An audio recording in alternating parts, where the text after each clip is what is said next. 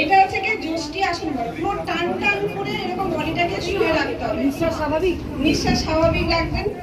1 2 3 4 5 6 7 8 9 10। হাত পাশে রাখো। আরেকবার করে দেখো প্রথম থেকে। কিছুটা রেস্ট নিয়ে আবার করবেন। আরেকটা কথা বলে, প্রত্যেকটা আসন বা এক্সারসাইজ করে কিছুক্ষণ একটু রেস্ট দেবেন।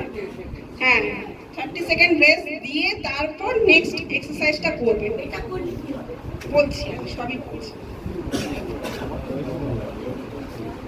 এই এক্সারসাইজটা করলে কি হবে, যাদের হয়তো স্পাইনের কোনো ডিফর্মিটি রয়েছে, স্পাইন একটু বেঁকে গেছে, তাদের জন্য খুব ইউজফুল। ফ্রোজেন শোল্ডারের ক্ষেত্রে খুব ইউজফুল, স্পন্ডাইটিসের ক্ষেত্রেও খুব ইউজফুল।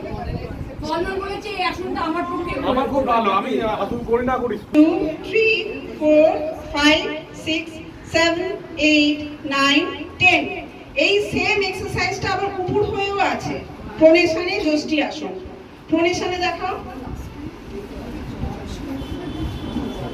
হাত উপরের দিকে, পুরো পায়ের পাতা, ব্যাস। এক ষষ্ঠাঙ্গে প্রণাম করা, এটাকে বলে যষ্টি আসন প্রোনেশনে। এটাও দেখুন একদম টান টান করে একদম আছে। 1 2 3 4 5 6 7 8 9 10। এটা আবার কারা করবেন না, এটা এত সহজ এক্সারসাইজ কিন্তু আবার বারণ আছে। কারা করবে না? যাদের হার্ট প্রবলেম রয়েছে, হার্টের খুব সিভিয়ার কোনো প্রবলেম রয়েছে, তারা এই এক্সারসাইজটা করবেন না। আর যাদের হার্নিয়া আছে, হার্নিয়া যাদের প্রবলেম রয়েছে, তারা কিন্তু উপর হয়ে কোনো রকম কোনো এক্সারসাইজই করবে না। স্টেন বসলে সেক্ষেত্রে খুব একটা অসুবিধা হবে না। হার্টের মানে যাদের হয়তো খুব বেশি একদম সিভিয়ার প্রবলেম, আপনি তো মোটামুটি ঠিকই আছেন, আপনি এটা করতে পারেন।